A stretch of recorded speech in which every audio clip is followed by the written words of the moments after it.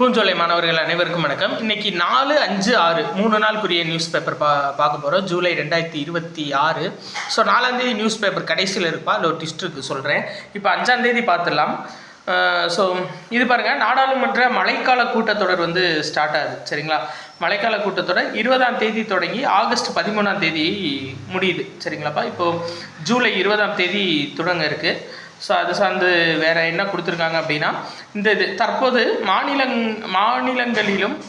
தற்போது அனைத்து மாநிலங்களிலும் மக்களவை தொகுதிகளோட எண்ணிக்கை 50% அதிகரிக்கிற வகையில் மாற்றக்கூடிய மசோதா இந்த தடவை நிறைவேற்றப்படுமா அப்படின்னு ஒரு கொஸ்டின் மார்க் மாதிரி வச்சுருக்காங்க. பட் நம்ம அப்புறம் பார்த்துக்கலாம். சரிங்களா? நிறைவேற்றினதுக்கப்புறம் என்ன ஏதுன்னு பார்த்துக்கலாம். இந்த 3 நாள் வந்து நியூஸ் வந்து ரொம்ப கம்மிப்பா.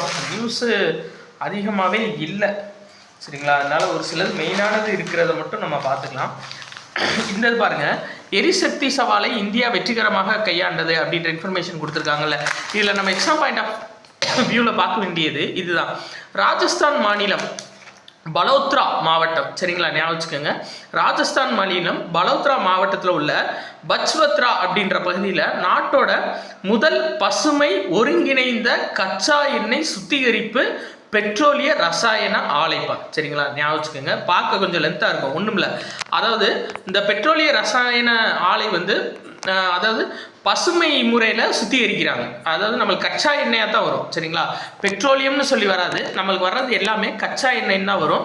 அதை தான் நம்ம பிரித்து பெட்ரோல் தனியாக, டீசல் தனியாக, அதுக்கப்புறம் விமான எரிபொருள் தனியாக, கெரோசின், தார், இப்படி தனித்தனியாக பிரிப்போம்.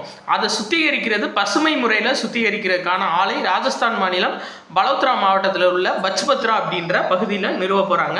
இது ரொம்ப ரொம்ப முக்கியமானது. ஏன்னா இந்த ஆலை வந்து ஒரு ஆண்டுக்கு 24 லட்சம் மெட்ரிக் டன் பெட்ரோலியத்தை வந்து கையாளும் திறன் கொண்டதாம்ப்பா. ரொம்ப முக்கியம். 24 லட்சம் மெட்ரிக் டன்னை கையாளக்கூடியது.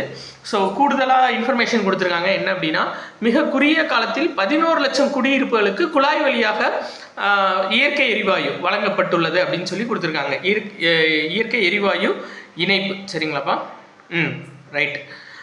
அதான் அந்த குழாய் மூலியமாக வர்றது. இப்போ நம்ம சிலிண்டர் தனித்தனியாக வாங்குறோம்ல, அதுக்கு பதில் குழாய் மூலியமாக ஃபிட் பண்ணிடுவாங்க. அது மூலியமாகவே கேஸ் வந்து டைரெக்டாக வரும். அதுக்கு தகுந்து நம்ம அமௌண்ட்டு பே பண்ணிக்கலாம், யூஸ் பண்ணுறதுக்கு தகுந்து. அடுத்து 4வது பெரிய சுத்திகரிப்பு ஆலை, சுத்திகரிப்பு நாடு. அதாவது இந்த 50 ஆண்டுகளில் அமெரிக்காவோ பிரிட்டனோ இந்த வளர்ந்த நாடுகள் வந்து சுத்திகரிப்பு ஆலைகளை கட்டலை, கச்சா எண்ணெய் சுத்திகரிப்பு ஆலைகளை. ஆனால் இந்தியா வந்து நிறையா புதிய கட்டமைப்புகள்லாம் நிறையா உருவாக்கிட்டாங்க. அதுபடி உலகத்திலேயே 4வது மிகப்பெரிய கச்சா எண்ணெய் சுத்திகரிப்பு நாடாக இந்தியா வந்து வளர்ந்துருக்குன்னு சொல்லியிருக்காங்க. சரிங்களா? ரைட்டுப்பா. அடுத்தது பார்க்கலாம். இதில் அவ்வளோதான், வேறு நியூஸே இல்லை. பாருங்களேன், இங்கே பாருங்கள், ஃபுல்லாகவே உங்களுக்கு அரசியல் சார்ந்த நியூஸ் தான் இருக்குது. ரொம்ப முக்கியமானது. இந்தியா வந்து இப்போ புதுசாக ஒரு விஷயத்தில் கான்சென்ட்ரேட் பண்ணுறாங்கப்பா. என்னன்னா, பொம்மை ஏற்றுமதி. ஏன்னா உலக அளவில் பொம்மை ஏற்றுமதி அப்படின்றது, அதாவது பொம்மை சந்தை அப்படின்றது ஒரு மிகப்பெரிய சந்தையாக இருக்குது. அது யார் கண்ணுக்கும் படலை, மிச்ச சந்தைலாம் படுது. சரிங்களா? ஆனால் பொம்மை சந்தை அப்படின்றது உலக அளவில் மிகப்பெரிய சந்தையாக இருக்குது.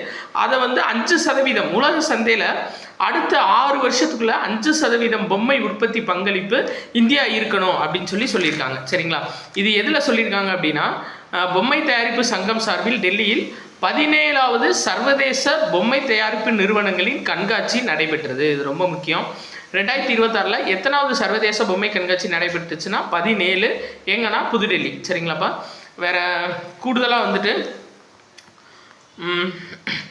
இப்போ வந்து பொம்மை சந்தையோட மதிப்பு, பொம்மை ஏற்றுமதி மதிப்பு $3230 கோடி, 230 கோடியாக இருக்குது. அடுத்த ஆண்டுகளில், வரக்கூடிய 6 ஆண்டுகளில் ஏற்றுமதி வந்து 10 மடங்கு இன்னும் அதிகரிக்கணும் அப்படின்னு சொல்லியிருக்காங்க.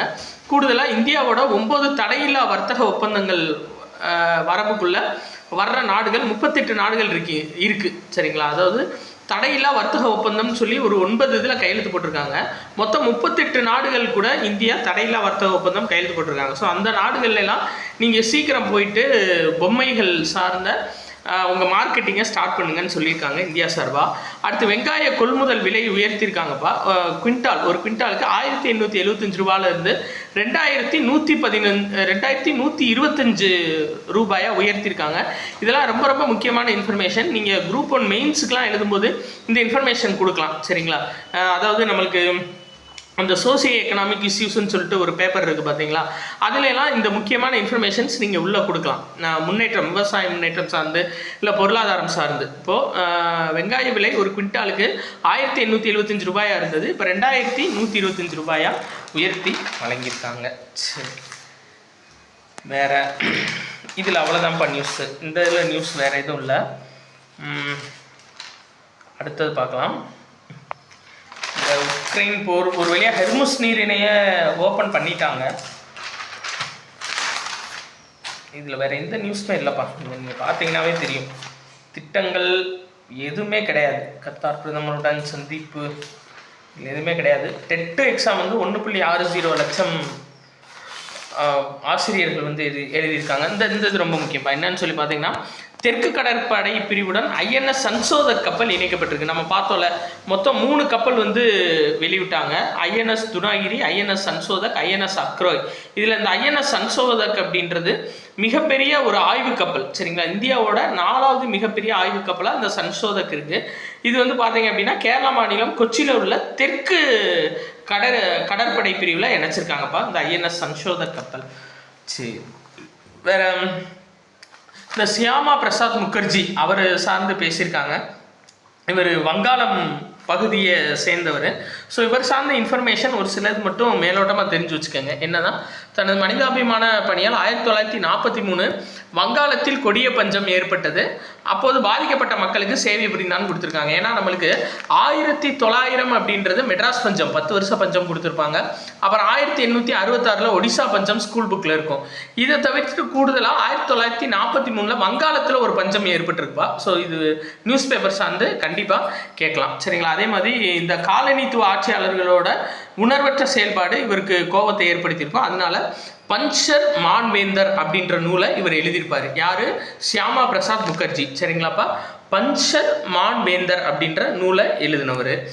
கூடுதலாக 1942 மிதினாபுரியை கடும் புயல் தாக்கியது. அதை எடுத்து அதை மீட்டெடுக்க நிறையா முயற்சிகள் இவர் மேற்கொண்டிருப்பார். ஸோ இவர் சார்ந்து சியாமா பிரசாத் முகர்ஜி சார்ந்து அவ்வளோதான் இன்ஃபர்மேஷன். ஓகேப்பா, வேறு வந்துட்டு இதில் நியூஸ் அவ்வளோதான். இந்த ஆஸ்திரேலியா வந்து 7வது முறையாக சாம்பியன் பட்டம் வென்றிருக்காங்க ஐசிசி T20 உலகக்கோப்பை கிரிக்கெட் போட்டியில். ஆக்சுவலாக நைட் நேரம் அந்த விளையாட்டு முடிஞ்சதுனால இதை பற்றி ஃபுல் இன்ஃபர்மேஷன் நம்மளுக்கு கொடுக்கல. மறுநாள் நியூஸ் பேப்பரில் நம்மளுக்கு கண்டிப்பாக வந்திருக்கும். சரிங்களா, அதை நான் உங்களுக்கு தெளிவாக எடுத்து சொல்லிடுறேன். யார் ஆட்ட நாயகி விருது, தொடர் நாயகி விருது, இது எல்லாமே நம்ம பார்த்துலாம். இப்போதைக்கு ஐசிசியோட 10வது மகளிர் T20 கிரிக்கெட் போட்டியில் இங்கிலாந்தை வீழ்த்தி ஆஸ்திரேலியா 7வது முறையாக சாம்பியன் பட்டம் வென்றிருக்காங்க. இதுக்கு முன்னாடி 2010, 2012, 2014, 2018, 2020, 2023 6 தடவை, இப்போ 2026 7 தடவை. சரிங்களா, லண்டனோட லார்ட்ஸ் மைதானத்தில் இந்த ஃபைனல் நடைபெற்றுச்சு. இப்போதைக்கு இது மட்டும் பார்த்துக்கோம். அடுத்த நாள் நியூஸ் பேப்பரில் எல்லாம் கொடுத்துருப்பாங்க. இப்போ 4ஆம் தேதி நியூஸ் பேப்பரில் ஒரு சின்ன ட்விஸ்ட் இருக்குன்னு சொன்னல, வேறு ஒன்றும் இல்லைப்பா. அதாவது இந்த காற்றுக்கு அடிச்சுட்டு போய் பக்கத்து வீட்டில் கிடச்சி நியூஸ் பேப்பரு தேடி கண்டுபிடிச்சி பக்கத்து வீட்டில் போய் வாங்கிட்டு வந்தேன். அதனால கொஞ்சம் டேமேஜ், கொஞ்சம் இல்லை ரொம்பவே டேமேஜாக இருக்குது. ஸோ தனியாக நியூஸாக எடுத்து எழுதி போடலான்னு பார்த்தேன். பட் உங்களுக்கு அந்த படத்தோடு பார்க்கும்போது மைண்டில் நிற்குன்றதுக்காக தான் நான் உங்களுக்கு சரி இதே நியூஸ் பேப்பரை எடுத்துகிட்டு வந்துடும் அப்படின்னு சொல்லி தான் எடுத்துகிட்டு வந்தேன். கொஞ்சம் அட்ஜஸ்ட் பண்ணிக்கேங்க, அதில் சந்திலியாக இருக்கும் நியூஸ் பேப்பரு. Right, okay. இது பாருங்கப்பா, உடான் திட்டம். இது ரொம்ப ரொம்ப முக்கியம். சரிங்களா, ஏன்னா இது பாருங்க, சாதா பிரஜைகளும் விமானத்தில் பறக்கட்டும், அதுதான் இந்த உடான் திட்டம்னு சொல்லுவாங்க. அடுத்த கட்டத்தின் தொடக்கம்னு கொடுத்துருக்காங்களா. ஆக்சுவலாக இந்த உடான் திட்டம் எதுக்கு ஆரம்பிச்சிருக்காங்க அப்படின்னா, இப்போ ஒரு ஃபார் எக்ஸாம்பிள் சேலத்தில் ஒரு ஏர்போர்ட் இருக்குது. அந்த ஏர்போர்ட் வந்து ரொம்ப நாள் பயன்பாடு இல்லாமே இருக்குது. அப்போ அங்கே வந்துட்டு ஒரு விமான நிறுவனம் விமானத்தை ஓப்பன் பண்ணுறாங்கன்னா அதுக்கான அதாவது ஸ்டார்டிங்கில் கொஞ்சம் மக்கள் தான் ஏறுவாங்க. அப்போ மிச்ச சீட்டுக்குரிய அமௌண்ட்டை கவர்மெண்ட் கொடுத்துரும். அதான் சரிங்களா. அப்புறம் கொஞ்சம் கொஞ்சமாக மக்கள் வர்றதை பார்த்துட்டு ஆட்டோமேட்டிக்காக சீட்ஸ் ஃபில் ஆனதுக்கப்புறம் அந்த நிறுவனங்கள் வந்து தானாக அந்த பகுதியில் செயல்பட ஆரம்பிச்சிடும். அதான் உடான் திட்டம். இப்போ அதோட 2வது கட்டம் திறந்திருக்காங்க. அது மூலியமாக 100 புதிய விமான நிலையங்கள் மற்றும் பிராந்திய விமான 100 புதிய விமான நிலையங்கள் இது மூலியமாக உருவாக்க போகிறாங்க. கூடுதலாக பாருங்கள், இந்தியா முழுவதும் மலைப்பாங்கான மற்றும் வளர்ந்து வரும் மாவட்டங்களில் 200 ஹெலிபேடுகள் அமைக்க போகிறாங்கப்பா. அதான் ரொம்ப முக்கியம். மலைப்பாங்கான பகுதிகளும் விமான சேவை பெறணுன்ற நோக்கில் ஹெலிபேடுகள் வந்து அமைக்க போகிறாங்க. சரிங்களா, வேறு இதில் வந்து மலிவு விலை பயணத்தை உறுதி செய்வது, அதுக்கு இதான் ரொம்ப முக்கியம். பிராந்திய பொருளாதார ஊக்கம், புதிய விமான நிறுவனங்கள் மற்றும் விமான போக்குவரத்து புத்தொழிலுக்கான வளர்ச்சி வாய்ப்புகள். அப்போ புது புது விமான நிறுவனங்கள் நிறையா தோன்றும். சரிங்களா, சின்ன சின்ன ஏர்போர்ட்லாம் நம்ம மேம்படுத்தும் போது. ரைட். அடுத்து இந்த நம்ம வீடு தேடி ரேஷன் பொருள் வருது பார்த்தீங்களா, தாயுமானவர் திட்டம். அது வந்து இதுவரை 70 வயது இருக்கிறவங்களுக்கு இந்த ரேஷன் பொருள் கொடுத்துட்டு இருந்தாங்க. இப்போ அதை 60 குறைக்கிறதுக்காக பிளான் பண்ணியிருக்காங்க. பட் இன்னும் கன்ஃபார்ம் இல்லை. கன்ஃபார்ம் பண்ணதுக்கப்புறம் நம்ம சொல்லிடலாம்ப்பா. அதே மாதிரி தமிழகத்தில் 96,000 மாணவிகளுக்கு ஹெச்பிவி தடுப்பூசி, நம்ம பார்த்தோம்ல ஹியூமன் பாப்பிலோமா வைரஸ் தடுப்பூசி. சரிங்களா, அதாவது இந்த ஹியூமன் பாப்பிலோமா வைரஸ்ன்றது கருப்பை வாய் புற்றுநோயை ஏற்படுத்தக்கூடியது. அதுவும் சின்ன பிள்ளைகளுக்கு. சரிங்களா, சின்ன சின்ன பிள்ளைகளுக்கு. ஸோ 9 முதல் 14 வயது வரை உள்ள சிறுமிகளுக்கு இந்த தொற்று நோயை வந்து நிப்பாட்டுறதுக்காக ஹெச்பிவி தடுப்பூசி போடுறாங்க தமிழ்நாடு அரசு சார்பாக. ஒன்றிய அரசும் இதை முன்னெடுத்து செய்கிறாங்க. சரிங்களாப்பா, ஃபஸ்ட்டு தமிழ்நாடு அரசு அறிவிச்சிட்டாங்க, அதுக்கப்புறம் தான் ஒன்றிய அரசு அறிவிச்சாங்க. Right, okay. அடுத்தது அவ்வளோதான்ப்பா. இதில் நியூஸுன்றது அவ்வளோதான். 4ஆம் தேதி நியூஸ் பேப்பரில் வேறு எதுவும் உலக செய்திகள் அந்த மாதிரி எதுவும் இல்லை. ஸோ 3 நாள் நியூஸ் பேப்பர் வந்து கம்ப்ளீட் ஆயிடுச்சுப்பா. ஜூலை 15ஆம் தேதி நம்ம புதுசாக கிளாஸஸ் ஸ்டார்ட் பண்ணுறோம். குரூப் 2, 4 ரெண்டையும் பேஸ் பண்ணி. சரிங்களா, ஸோ விருப்பப்படுறவங்க 8667772290 அப்படின்ற நம்பருக்கு நீங்கள் கான்டாக்ட் பண்ணலாம். நன்றி.